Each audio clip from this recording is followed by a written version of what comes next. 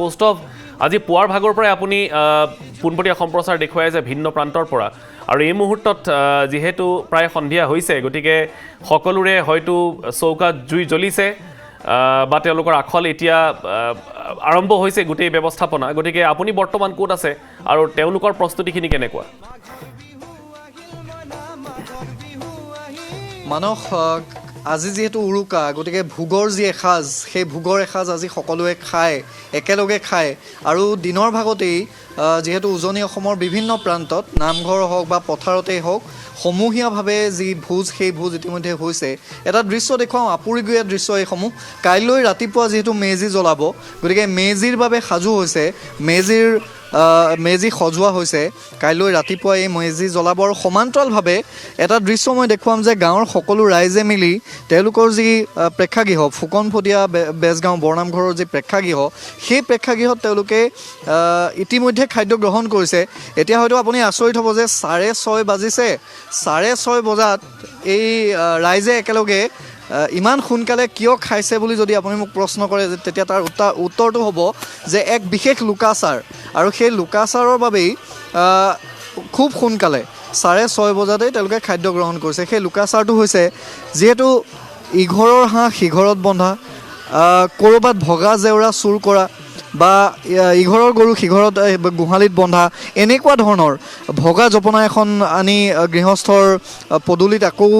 জপনাৰ সৈতে গাঁঠি দিয়া এনেকুৱা ধৰণৰ যিবোৰ ধেমালি এই ধেমালিবোৰ লাহেকৈ কৰে আৰু সেইবাবে ৰাইজে সোনকালে তেওঁলোকে সমজুৱাভাৱে যি ভোজ সেই ভোজ খায়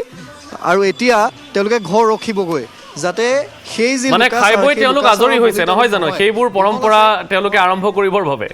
তেওঁলোকে খাই বৈ আজৰি হৈছে ঘৰত গৈও এতিয়া তেওঁলোকে অকণমান এই আজিৰ দিনটো উপভোগ কৰিব আৰু সমান্তৰালভাৱে যিটো লোকাচাৰ আমাৰ সেই লোকাচাৰটোৰ পৰাও এক প্ৰকাৰ যিটো এটা ধেমালি সেই ধেমালিৰ পৰাও তেওঁলোকে বাচিবৰ বাবে এয়া প্ৰয়াস বিমল আছে মই অকণমান আপোনাৰ ওচৰলৈ আহিছোঁ হয় আচলতে অসমীয়া বাপতি এখন ভোগালী বিহুৰ প্ৰথম শুভেচ্ছা জনালোঁ সকলোৱে আচলতে মিলি যি আমাৰ পৰম্পৰা অসমীয়া পৰম্পৰা এসাঁজ খোৱা যিটো ভোজৰ আমাৰ উৰুকা নিশা তাৰে আচলতে আয়োজন কৰা হৈছে আৰু সমান্তৰালভাৱে আমি সোনকালে আচলতে ভোজ ভাত খাই লৈ আমাৰ যিহেতু এটা মানে জপনাৰ পৰা আৰম্ভ কৰি এইখিনি চুৰি কৰা এটা পৰ্ব থাকে গতিকে সেইখিনিও আমি কৰিম এতিয়া গৃহস্থসকলৰ যাত হৈ থাকিব আমি চুৰ কৰিব চেষ্টা কৰিম এই বস্তুখিনি আমাৰ ভাল লাগে পৰম্পৰাখিনি আৰু সেইখিনি ৰক্ষা কৰিবলৈ চেষ্টা কৰিছোঁ আজি ফুকনফটীয়া বেজগাঁৱৰ সমূহ ৰাইজ মিলি নামঘৰ প্ৰাংগণতে আচলতে ভোজ ভাতৰ আয়োজন কৰিছে অকণমান ভিজুৱেলছখিনিও আমি দেখুৱাই যাম ইতিমধ্যে ভোজ ভাত আৰম্ভ হৈছে মনোজ দা আছে আপোনাৰ ওচৰলৈ আহিছোঁ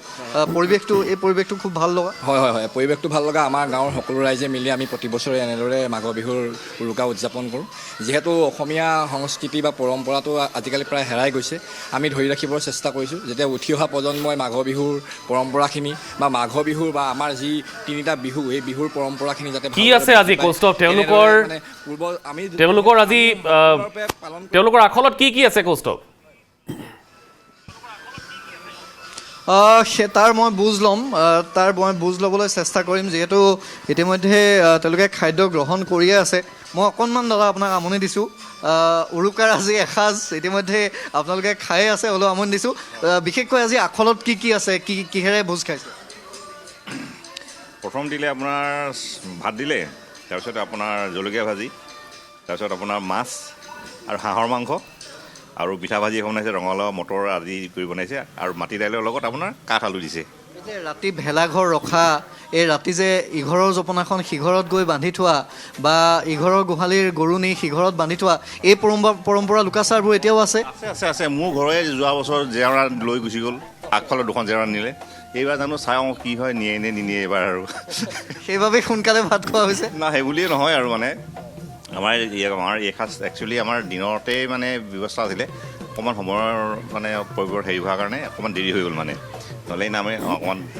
সৰু ৰাইজৰ অলপ অসুবিধা ইফালে যোৱা মেলা সেইটো কাৰণে খোৱাটো মানে অকণমান দেৰি হৈ গ'ল আমাৰ মানে ঠিক আছে আপোনাক আমনি কৰিছোঁ অকণমান খুব তৃপ্তিৰে এসাঁজ সকলোৰে খাইছে মানস আৰু এই যিবোৰ লোকাচাৰ ৰাতি ভেলাঘৰ ৰখিব ভেলাঘৰ ৰখোঁতে এই যিবোৰ চুৰি ধেমালি এইসমূহ কৰিব ৰাতিপুৱা একেবাৰে কাহিলি পুৱাতেই যিহেতু মেজি জ্বলাব মেজিৰ জুইত সকলোৱে সেৱা জনাব আৰু এই যিবোৰ পৰম্পৰা এই পৰম্পৰাসমূহ এটা প্ৰজন্মক চিনাকি কৰি দিয়াৰ প্ৰয়াস সকলোৱে কৰিছে আৰু প্ৰতিটো প্ৰান্ততে আমি দেখোঁ যে যিসমূহ ভেলাঘৰ যদিও বা এতিয়া ভেলাঘৰে নতুন ৰূপ লৈছে আধুনিকতাৰ ধাম অসমীয়াত বহুতে ভেলাঘৰকো অন্য কিছু ৰূপ দিবলৈ চেষ্টা কৰিছে সেই সময়ত কিন্তু এই লোকাচাৰসমূহ খুব প্ৰয়োজনীয় এই সময়ত হয় হয় আচলতে আমাৰ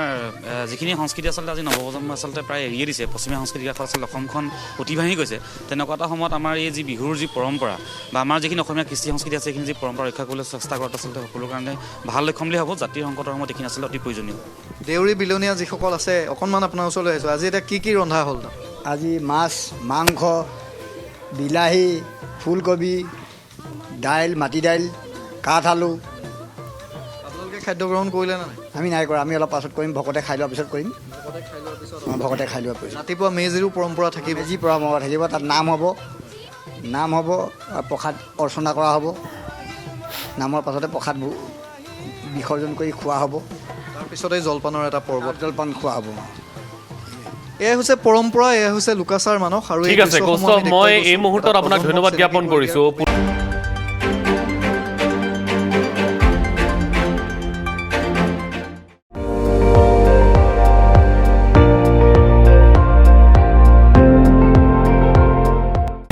আপুনি চাই আছে ND24 সৰ্বশ্ৰেষ্ঠ নহয় সৰ্বোত্তমৰ দৌৰত